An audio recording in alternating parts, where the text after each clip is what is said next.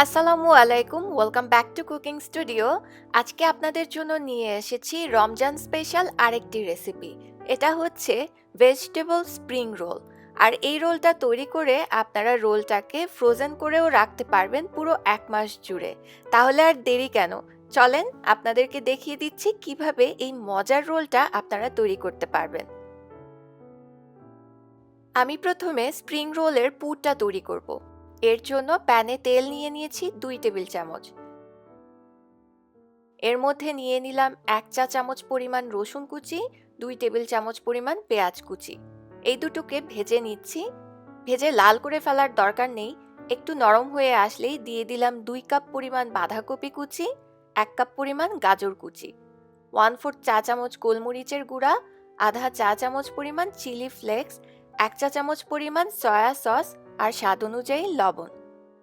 এখন এই সব কিছুকে একত্রে ভেজে নিচ্ছি। এটা কিন্তু একদম ভাজির মতো নরম করে ফেলা যাবে না, ঢাকনা দেওয়ার প্রয়োজন নেই। এছাড়া রেস্টুরেন্টগুলোতে কিন্তু স্প্রিং রোলের ভেতরের পুরটা হালকা একটু ক্রাঞ্চি ভাব থাকে, এটা নিশ্চয়ই খেয়াল করেছেন। তাই এই পর্যায়ে খুব বেশি নরম করার প্রয়োজন নেই সবজিগুলো। এখন আমি দিয়ে দিচ্ছি ক্যাপসিকাম 2 রঙের। এটা আধা কাপ দিয়েছি, আপনারা চাইলে দিতে পারেন, চাইলে বাদও দিতে পারেন, তবে দিলে অনেক মজা হয় ভেতরের পুরটা। আরও 2 মিনিটের মতো ভেজে নিয়েছি। অন্যদিকে আমি 2 চা চামচ পরিমাণ কর্নফ্লাওয়ার নিয়ে এর মধ্যে 2-3 চা চামচের মতো পানি দিয়ে গুলে মসৃণ একটা গোলা তৈরি করে নিচ্ছি। এবার এটাকে সম্পূর্ণটাই আমি সেই তৈরি করে নেওয়া স্প্রিং রোলের যে পুর আছে সেই পুরের মধ্যে দিয়ে দিচ্ছি। এতে করে পুরটা একটু আঠালো হবে আর পুরটার স্বাদ সেই চাইনিজ রেস্টুরেন্টে বিক্রি করা স্প্রিং রোলের মতো হবে। এবার এটা দেওয়ার পরে আরও কয়েক সেকেন্ডের জন্য ভেজে আমি এখন এটাকে চুলা থেকে নামিয়ে নিচ্ছি। এবার এই পুরটাকে ঠান্ডা করে নিতে হবে। পুরটা গরম থাকা অবস্থায় কখনোই রোল তৈরি করতে যাবেন না, তাহলে কিন্তু এই রোলটা ভালো হবে না বা ভাজার সময় ফেটেও যায় অনেক সময়।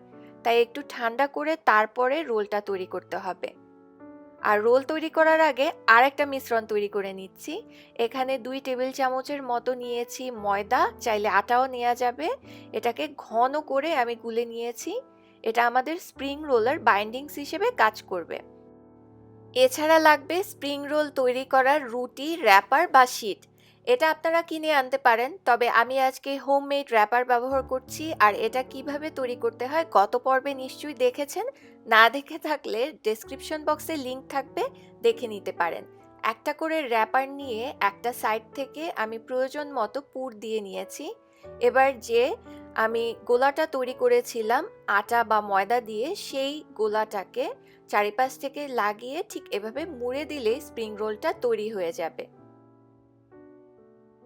এভাবে করে প্রতিটা রোল তৈরি করে নিতে হবে। এবার যদি ফ্রোজেন করতে চান সেই ক্ষেত্রে একটু ছড়িয়ে এগুলোকে ফ্রিজে রাখবেন, এতে করে একটা আরেকটার গায়ে আর লেগে থাকবে না, আর খুব সহজেই এগুলোকে আলাদা করে নেওয়া যাবে। এবার যখন এটা ঠান্ডা হয়ে আসবে, আমি প্রায় 1 ঘন্টার মতো রেখেছি। এরপরে কোনো এয়ারটাইট কন্টেইনার বা জিপলক ব্যাগে ভরে আপনারা 1 মাসের মতো সংরক্ষণ করতে পারেন। এবার কয়েকটা রোল ভেজে নিচ্ছি। ভেজে নেওয়ার জন্য অবশ্যই ডুবো তেলের প্রয়োজন পড়বে। এখন তেলটা যখন ভালোভাবে গরম হবে তখন রোলগুলো দিয়ে দিতে হবে। আপনারা যদি ফ্রোজেন রোল ভেজে নেন সেই ক্ষেত্রে কিন্তু সেটাকে বাইরে রেখে নর্মাল করে ভাজার প্রয়োজন নেই, একটু কম আছে সরাসরি ফ্রিজ থেকে বের করে ভেজে নিলেই চলবে। রোলগুলো ভাজা হয়ে গেছে। এবার আমি রোলগুলোকে একটা একটা করে তুলে নিচ্ছি।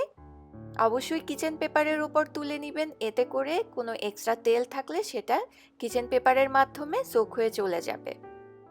আশা করছি আজকের পর্বটা ভালো লেগেছে। সামনের রমজানে অবশ্যই এটা ঘরে তৈরি করবেন। এরকম আরও অনেক রেসিপি, ইফতার স্পেশাল দেখার নিমন্ত্রণ জানাচ্ছি। চ্যানেলটা সাবস্ক্রাইব করবেন, তাহলেই আপনারা আপডেট পেয়ে যাবেন। আপনারা ভালো থাকবেন। আজ তাহলে বিদায় নিচ্ছি। আল্লাহ হাফেজ। Allah Hafiz.